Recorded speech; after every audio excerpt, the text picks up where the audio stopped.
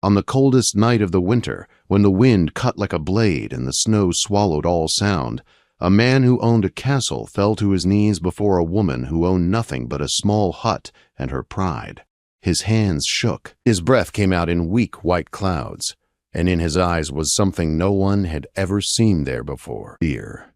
Honoria Ashworth had learned long ago how to survive without warmth. Not the warmth of fire alone, but the warmth of kindness, of belonging, of being seen. She lived at the edge of the Ashworth estate, in a forgotten gamekeeper's cottage, surrounded by hills and trees that did not judge her. Silence had become her companion, solitude her shield. She believed she would never again know the comfort of another human soul. That belief ended the night the Duke knocked on her door. But long before the snowstorm, long before the castle froze and the hut glowed with firelight, Honoria had already lost everything. The scandal had begun quietly, as scandals always do, with whispers spoken behind gloved hands and eyes that slid away when she entered a room. Her husband, Phineas Ashworth, had been dead barely 2 weeks when the first rumor reached her ears. She was still dressed in mourning black, still carried his handkerchief as if it held the last trace of him, still woke each morning expecting to hear his soft cough from the next room. At the funeral reception, Lady Euphemia Blackwood had cornered her near the tea table. Her voice was sweet, but her words were sharp. She asked whether it was true that Honoria had helped her husband die, whether the poor Duke's fragile heart had been pushed just a little too far. Honoria remembered the teacup shaking in her hand, the heat rushing to her face, the cold spreading in her chest. She thought it must be a mistake, that grief had made people cruel. That truth would settle everything. But truth never arrived. Morning came, and with it more whispers. The whispers grew into accusations. The accusations hardened into belief. No court judged her. No law condemned her. But society did something far worse. It turned its back. Phineas had always been weak in body but strong in spirit. His lungs had never fully healed from a childhood illness.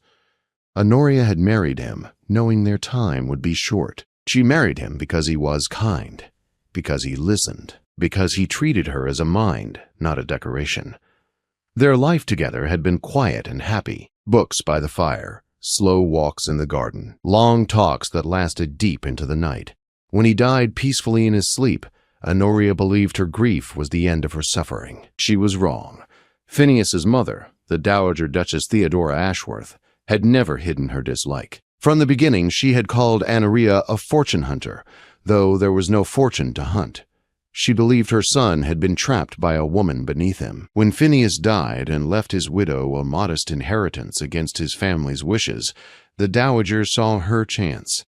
She planted the rumor carefully. She reminded people that Honoria had been alone with her husband, that she prepared his tea, that she found his body. The doctor said his heart had failed. The Dowager whispered that doctors could be persuaded.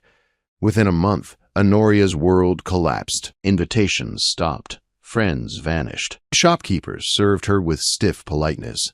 She was never arrested, never tried, never formally accused. But she was punished all the same. Then came the final blow. A solicitor arrived with papers that took her breath away. The Ashworth estate was entailed. Everything belonged to the next male heir. That heir was Phineas's older brother, Duke Benedict Ashworth. Honoria had met him only twice. Both times he had looked at her as if she were something unpleasant dragged in on a boot, cold, silent, unforgiving.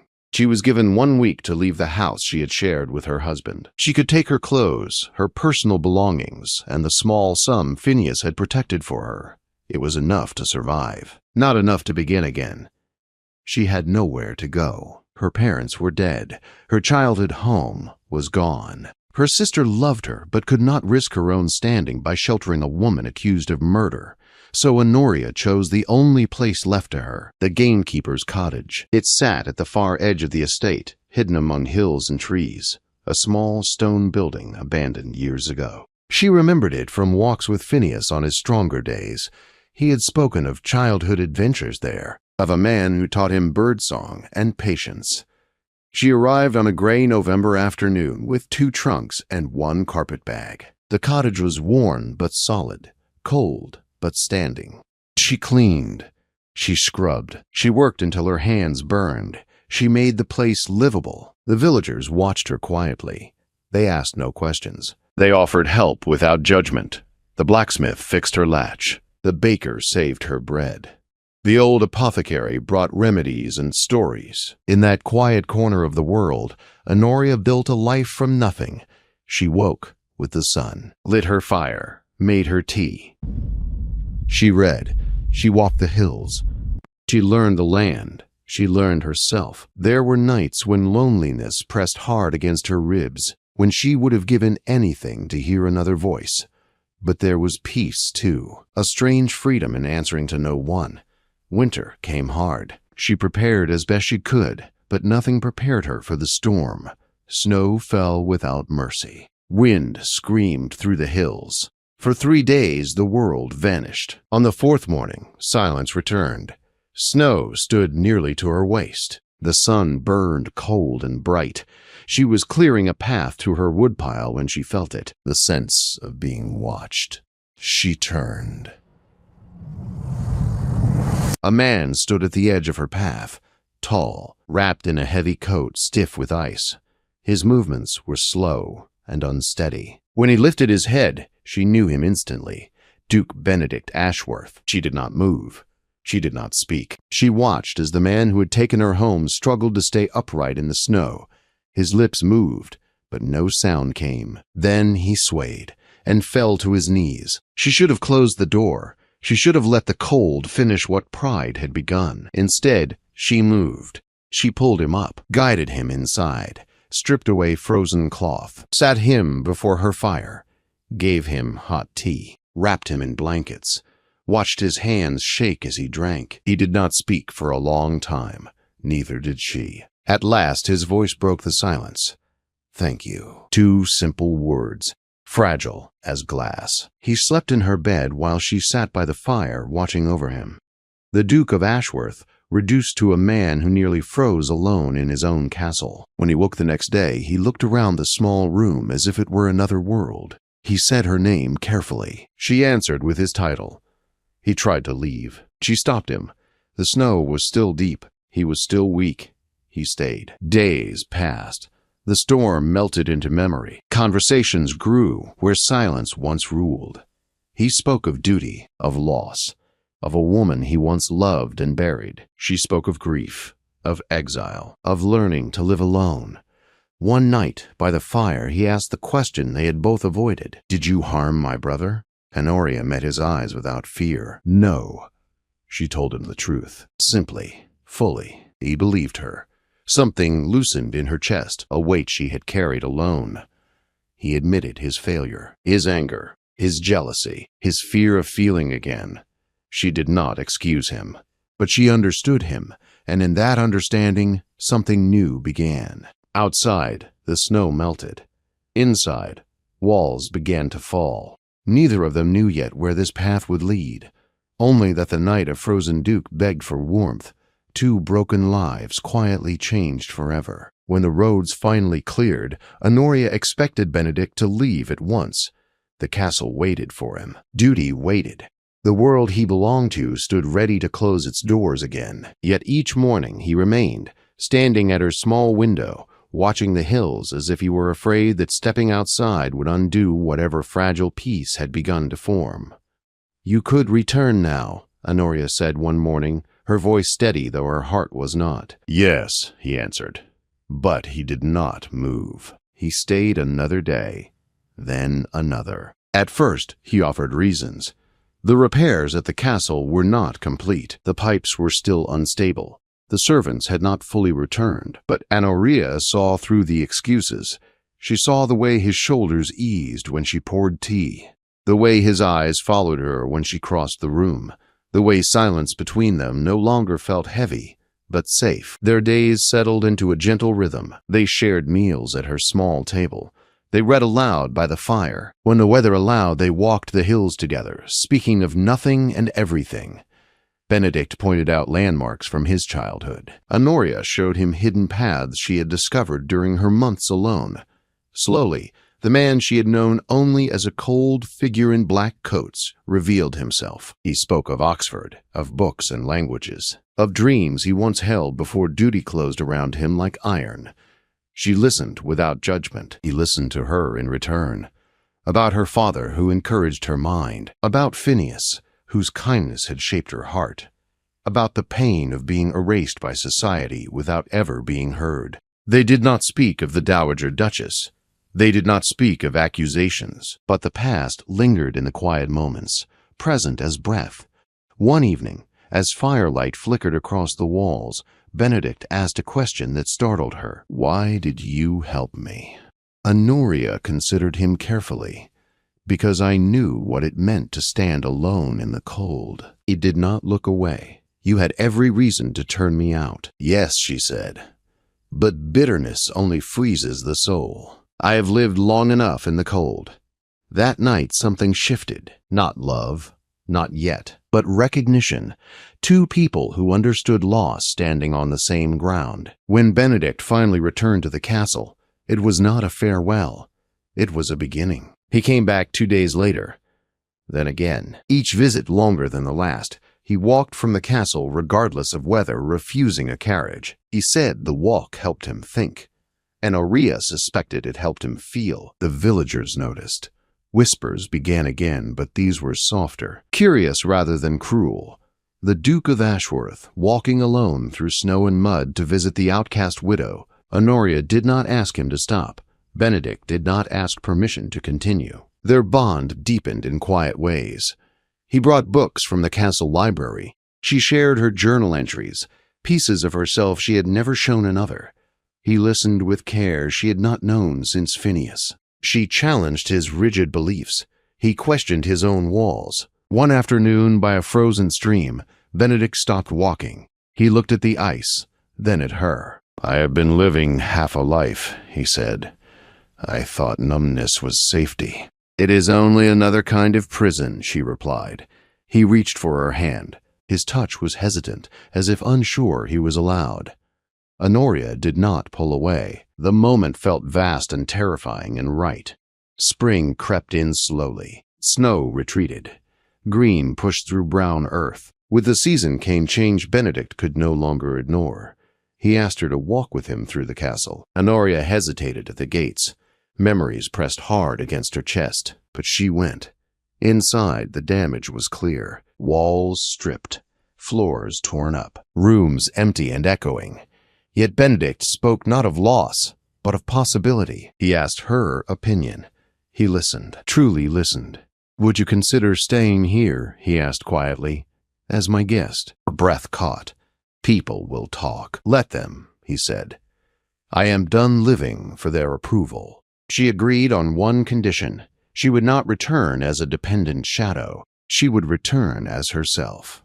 The castle did not warm overnight. Neither did society. The Dowager Duchess raged from afar. Letters arrived filled with poison. But Benedict stood firm. He defended Honoria publicly. He challenged the whispers. He placed his reputation between her and the world. Slowly, opinions shifted. Not all, not completely, but enough. Their friendship deepened into something neither could deny. Yet fear lingered. Honoria had loved once and lost. Benedict had buried hope years ago. The truth came out one summer evening in the gardens. "I was watching your cottage," Benedict admitted, "before the storm." Her heart stilled. "I told myself it was duty," he continued, "but it was guilt and something else." "You cared," she said softly. "Yes," he said, "before I allowed myself to know it." She forgave him then, not because he deserved it, but because she was tired of carrying pain that no longer served her. He loved her openly after that, without hesitation, without pride. When he spoke the words, they were not dramatic. They were steady, certain. "I love you," he said, not as an escape, not as a replacement, but as a choice. Honoria thought of Phineas, of the love they shared, of the man he would want her to be. "I love you too," she answered. The world did not stop, but something inside her did. The waiting, the guarding, the fear. They married quietly in autumn. Friends from the village stood beside them. The castle doors opened, not to grandeur, but to warmth. The outcast had become Duchess. The frozen Duke had learned to feel. And though storms still came, they no longer faced them alone. The cold had lost its power, and love, born in silence and snow, finally had room to grow. The first year of marriage felt like walking on newly thawed ground, beautiful, uncertain, and fragile beneath each step. Honoria woke each morning in a room larger than her cottage had ever been, sunlight spilling across tall windows, and sometimes she had to remind herself that this life was real, that she had not been cast out again, that the warmth surrounding her was not something borrowed, but something built. Benedict changed in ways that surprised even himself. The man who once hid behind duty now moved through his days with purpose. He walked the estate daily, speaking to tenants by name, listening instead of commanding. He oversaw repairs not only to walls and roofs, but to lives long neglected. He improved housing. He modernized farming. He opened a small school for village children who had never held a proper book. Honoria watched him with quiet pride. She saw the man he had always been beneath the ice. She found her own place slowly, not as a decorative duchess, but as a working one. She reorganized the household, not for show, but for fairness. She improved meals for servants. She turned an unused wing of the castle into a refuge for women with nowhere else to go. Women like she once was, cast out, judged, forgotten. The whispers never fully stopped. Some never forgave her. Some never believed her innocence. But time softened what anger could not. New scandals replaced old ones. Society grew bored of her story. The Dowager Duchess did not. She refused to see Honoria, refused to acknowledge the marriage. Her letters were sharp and bitter. Benedict answered none of them. "I lived too long ruled by fear," he told Honoria one evening by the fire. "I will not let it rule me now." Their love was not perfect. They argued. They stumbled. Benedict's temper flared at times. Honoria's silence returned when old wounds stirred. But they learned how to fight without cruelty, how to apologize without pride, how to listen. They chose each other daily, in small ways, and difficult ones. They never had children. The grief came quietly, settled, and stayed. They mourned together. They did not let it hollow them. Instead, they filled their lives with other forms of love. The women from the refuge, the children from the school, the villagers who had once welcomed Honoria when she had nothing. Years passed. One winter morning, a letter arrived that brought unexpected stillness. The Dowager Duchess Theodora had died peacefully in her sleep. Among her belongings was a journal. It contained confessions, poisoned whispers, deliberate lies, and at the end, regret. Honoria read it with tears that were not angry, only tired. She chose not to release it, not to seek final vindication. "I already have justice," she said. Benedict understood. The cottage remained standing at the edge of the estate, restored, warm. They visited it every winter. They sat by the fire where everything had begun.